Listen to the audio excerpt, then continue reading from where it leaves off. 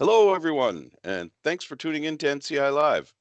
My name is David Groth. I'm a technical sales specialist and modern workplace consultant at Network Center. And today we're going to be talking again about Microsoft Modern Workplace, and specifically this time about Microsoft Teams and some of the useful features it has besides chat. Before we dive in, though, one major note. Since this is live, uh, if you have any questions, please pop your questions into the chat at any time, and I'll do my best to answer them as we're going along. We'll also have some time at the end to answer these questions, but we'll have some time to go over them, and like I said, I'll do my best. So, first of all, just a brief overview. What is Teams? You've probably seen it installed on your computer. Comes as part of most of the Office 365 packages and Microsoft 365 packages. But if you've ran it, most people are only going to be using it as chat, or at least to start with, because they go, hey, I can chat with people in my company. But they don't fully realize what the power of Teams is. First and foremost, it is a collaboration platform. And I don't just mean a collaboration program, I mean a platform. There's a lot of pieces that it can talk to and a lot of things that can work with it. So since most of you have used that collaboration feature, meaning where you can work together with your peers and your coworkers, at least at a basic level with chat, that's really the first step. Let's talk about really what we can do in addition to chat, but we'll also talk about some of the more powerful features that you may or may not know about. So, without any further ado, let's head over to our Teams demo space and take a look at some of these features and that are not chat.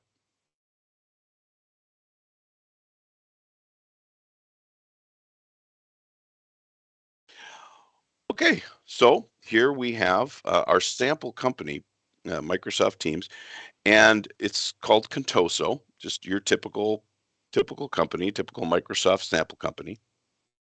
And what you're going to see is that it maps to what we call just your general teams. And by teams, what we refer to as the people and applications, documents, the meetings, and things that you do every day. If you think about it, most of the things you do in any work environment, you work with the same group of people, documents, applications every day. Yeah, there are exceptions for sure, but by and large, you're working with them the same way every day. In this particular demonstration of these things we're doing, we're going to be playing the part of Megan Bowen, who's more of a senior level executive. So, some of the features that most people use when they're using Teams is I'm going to start with the search function. Now, right up at the top, it's glaring. It's right up here at the top, and it can search messages, it can search people, and it can even search files. I'm just going to type in a real generic search term. In this case, well, it popped up with my last search. I'm going to search sales, but you notice it came up with the top hits, the most popular ones, sales results for this case. Also, it's going to pop up my teams. I have two teams, sales and marketing, as well as US sales. Any of the channels within those teams. A channel, in case you didn't know, was just a way of breaking out a team into the work group or the communications levels that you have within that team. And then some of the files having to do with it. Now, you notice there's only two files, but I can tell you for sure that there are more than two files that have to do with sales. And we can go in further by just hitting enter on sales. I just type these. These are like the quick searches. If I hit enter, I can actually go through here and filter, okay? Filter further by messages, by people, and by files. Okay, so I'm going to go ahead and take a look at the sales results. In this particular case, it's pulling up an Excel spreadsheet. Now, I see in this particular spreadsheet, it's just an org chart, talks a little bit about the sales process, the opportunities, any typical sales spreadsheet, as well as sales performance. But let's say I wanted to talk to Alan DeYoung and have a quick little chat with him about this because he is an account manager. So what I'm going to do is I'm going to go ahead and go back to my teams.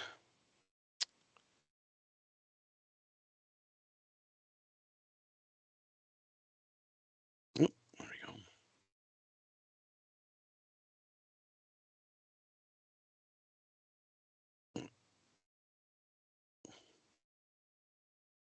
Demo gods are not working well with me today. There we go. Made it full screen. I'm going to go ahead and talk to Alan DeYoung. So I'm going to have a quick chat with him.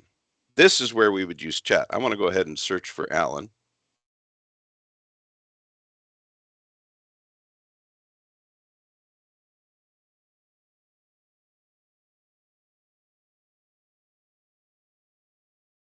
And there's Alan. And go ahead and pull him up. And if I search for Alan, it immediately brings me to a chat. Hey, Alan, we need to talk about the sales figures. Now, if I wanted to, I could also just right away from here have a video call or a regular call. Okay. I could also go ahead and attach a file and send to him. Okay. That's just a quick way of implementing the just searching for something. But even more so, if I wanted to go back and look at that file within Teams, I can go look at my files, the last files I looked at, and let's say I wanted to work on that file with Alan. I'm looking at that same sales results overview file. Whenever you go into Teams and look at a file, you can actually collaborate on that document. I can have more than one person in here looking at the same document and editing that file and actually chatting on that file while we're working on it. The benefit of this comes into play these days with the hybrid workforce. And since the pandemic, we've all had people that are not only working in an office, but also working from home and in various places. So they're working remotely in office and all over the place. Pardon me. And when that happens, sometimes they need to work on documents together. The days of emailing documents back and forth and having 10 different revisions, if you use Teams, you can actually work on that document together live without having to go through and email those documents back and forth. Okay. In addition, when you're in a team, and let's say, for example, we're in the, let's go here and go into any one of these teams. In this particular case, I'm going to go into since we're talking about sales, let's go to the retail section. And this is the retail team. And the retail team might include a group of the people that are responsible for the retail operations of Contoso. And so it might include the retail manager. It might also include the retail personnel. And the files then would be all the files that they work on a regular basis. Now, so not only can we keep our chats and our meetings and everything else in Teams, but we can also keep files. And as I just mentioned, the question may come up in your mind, well, how do I know where my files exist and where do I get to them? The easiest way, there's two ways. Really, for one, you organize your files within your team. Again, if you think about it, the files you use really are part of your team. Your team creates all of its own documents. Okay, and you can share them out amongst other people, but by and large, your team is responsible for its own documents. Then in addition, we can do things like upload other documents, download them to if we want to take them offline. We can also, this is one of the cool features that people may not know about. I can add cloud storage that is not Microsoft's, because a lot of people ask me, well, do I have to stay in the Microsoft ecosystem? No, you can actually add things like Dropbox, Box, Ignite, Drive, and you can get their subscriptions and tie them into the Microsoft ecosystem for the file storage. And then they become part of that whole file storage ecosystem for that team or for maybe, say, one individual. So again, I'm going to remind everyone, please, if you have questions, feel free to chat us. I'll be happy to take those questions.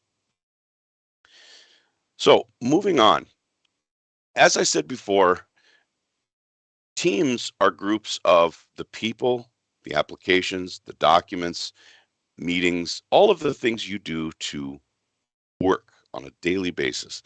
But a lot of times that work includes working with people outside your organization. The great thing is that a lot of the people are also adopting Teams. A lot of people outside your company are also adopting Teams. And to that end, it is often productive to add people to work on, say, a project. We have a project here called the Mark 8 project team. And they're working on their marketing. They're talking about working a spring campaign that we want input. But let's say I wanted to have input from an external person. I can go ahead and add members. Okay, I can add members from my own company.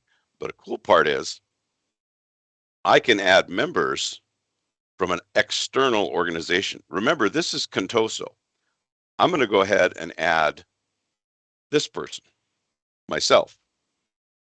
Network Center is not this company. This person, David Groth, is an external person.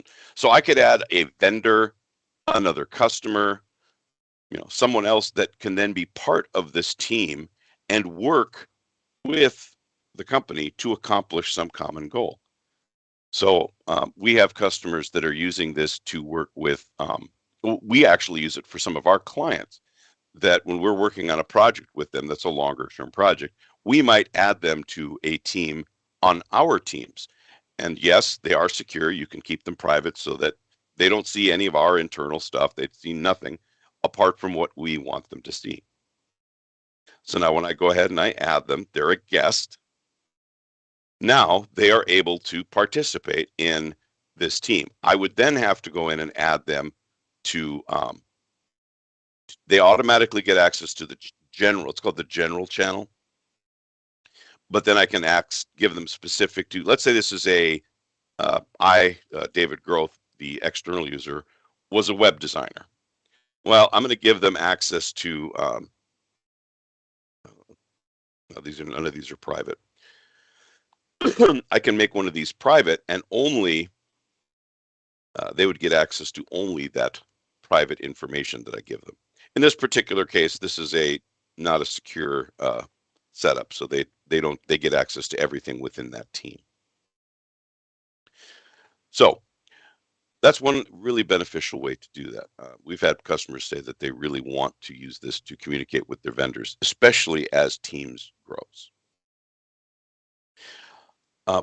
Another really beneficial way that people may or may not be using is the idea of web and mobile access. Every plan that includes Teams, every Microsoft 365 plan that includes Teams, has the web and mobile client available to it. And they are fully functional. As a matter of fact, this demo, as you can see, is being run on the web client. So there are only a few things that are not available, and they're minor, but you can totally do phone calls, messages, document editing, all of that right from within the web client, as well as within the mobile client. And I'll give you an example. We have one customer who has a mobile workforce, a lot of people out in the field, salespeople out in the field. And what they used to do is they'd have somebody back at the head office using a phone, just text messaging. The problem was that the text messages cannot be tracked or associated with a project. Now with Teams, everybody has on their client, on their smartphone, they have the Teams client, and it's a native mobile Teams client. And it allows them then to see and track all of those messages back and forth. An additional benefit is that if you're using the Teams calling function, where you can call external numbers, one of the biggest questions people get in telecom is, how do I make a call from my cell phone but have it show up as my work number? This would be the way. Use the Teams mobile client and make that phone call from your Teams client. Then it shows up as your work number. So a very cool function. I mentioned limitations. A couple of the limitations, they're very, very, very few. You can't do background blur on the video calls. You can't do custom backgrounds. And I know that's kind of a fun feature, but you can't do it. You can't do live captioning. Any of you who've done meetings that do live captioning, it's a pretty cool function. You can see what people are saying during a meeting. That's part of the native client on Windows or Mac, not part of the web or mobile client. And there are a few calling functions, which I won't get into, but they're few and far between within that. Okay, so that's some of the more sporadic ones within a particular team. I don't know if you've noticed, but at the top here there are tabs. Now at the top, as I said before, again, we do all kinds of different work. If you think about it, we're constantly going back and forth between, say, different web pages, different applications, maybe even the same spreadsheet.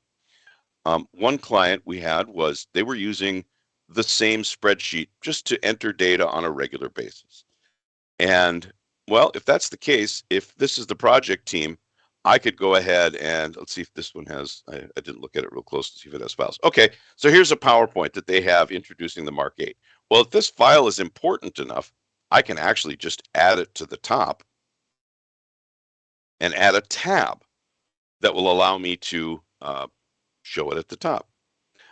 I can also add things like uh, SharePoint sites, whiteboards that will allow me to collaborate within the channel. So everybody that is a part of this channel can, I'm going to say project whiteboard, we'll call it project whiteboard.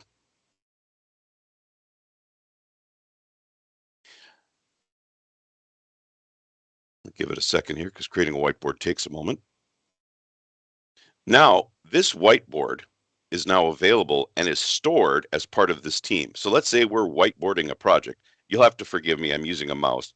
But if I want to make notes about something, I can go ahead and just draw. Okay. And let's say I wanted to then go ahead and type some text.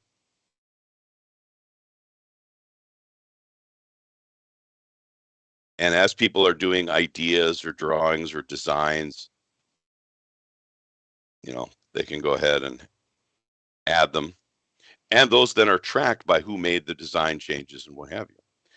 So again, it's whiteboarding, but in a digital form. Additionally, there are often websites that the entire team might use. So I can go ahead and add a website. Let's say I'm just going to we'll use Google.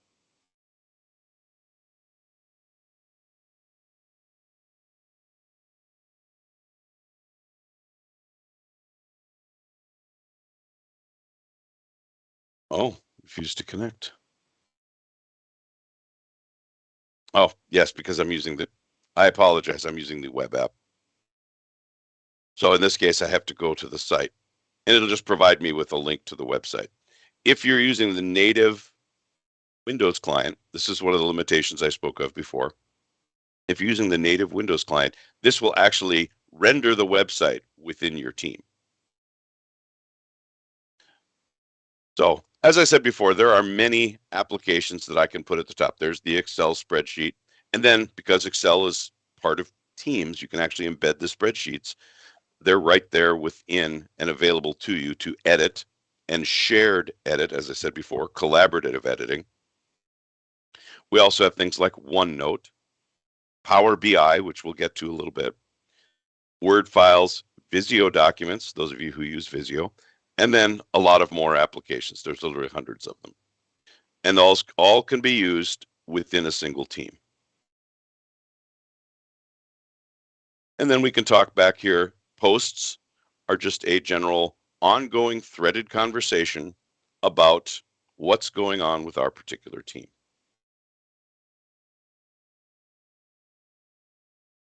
Now, I will show you though, in terms of like, let's go take a look at finance. I did mention Power BI. Okay. So the Power BI reports, and this is really not about Power BI, but Power BI is essentially a business intelligence tool. The short answer is it's a reporting tool, but it's so much more than a reporting tool because it allows you to get business intelligence insight into what's actually happening in a set of data. I'm going to go ahead and I'm going to let's see.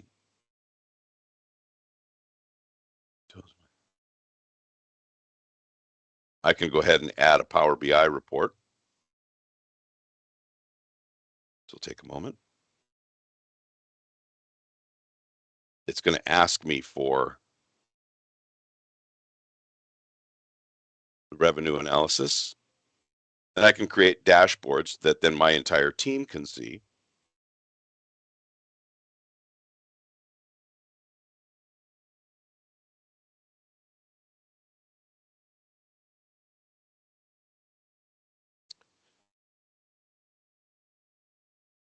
And what it's doing then is it's allowing me to, again, my team is working, and as part of Contoso Finance, I'm allowed to see then the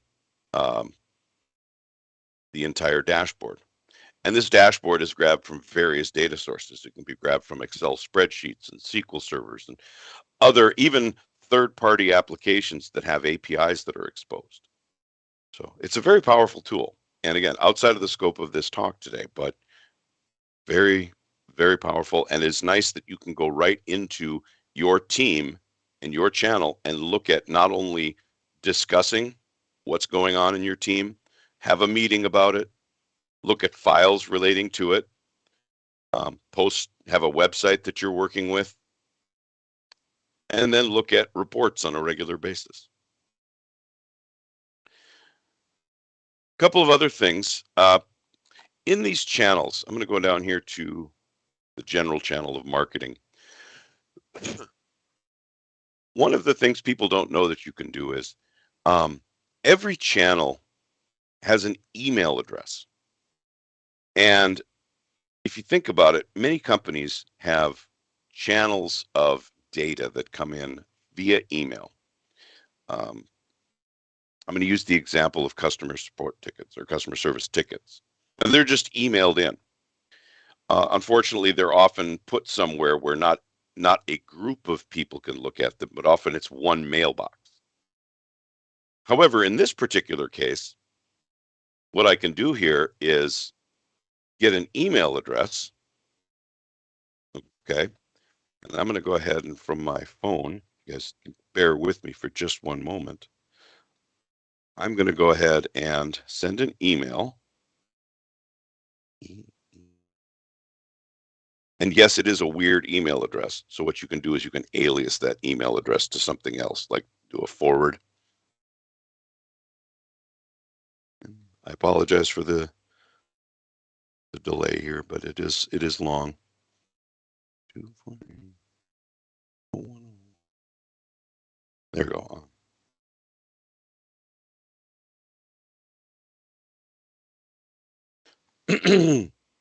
And so if this was an external, say, customer support email, they would be sending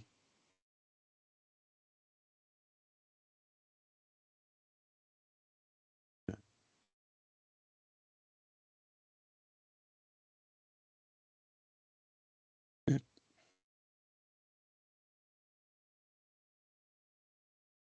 you go. All right, I just sent the email. And I forgot the last piece. Apologies. What I think I'll do is I'll copy the email address.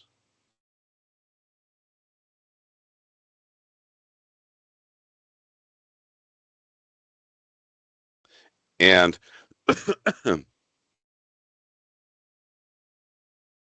so I'm going to go through the full demo and waste our time here. There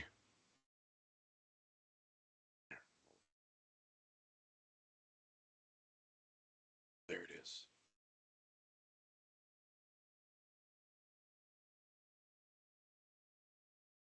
All right. There we go. Let's go ahead and that should have gone through at this point.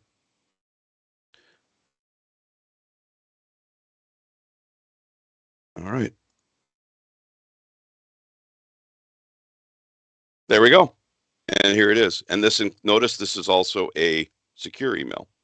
So I can go ahead and see here are all the messages. And I can then, of course, since we're using Zix, we can open the message externally. So that's just one way to gather data of from multiple places.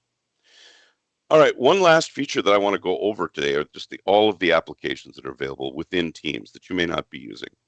As I mentioned earlier, there are literally hundreds of applications, and these are small apps. There are third-party apps, but there's also some apps that are native to Teams. Some that are the ones that that are part of Microsoft actually come with it. For example, Forms. We also have Poly. Poly is more of a survey app. Forms is just what it sounds like, Forms.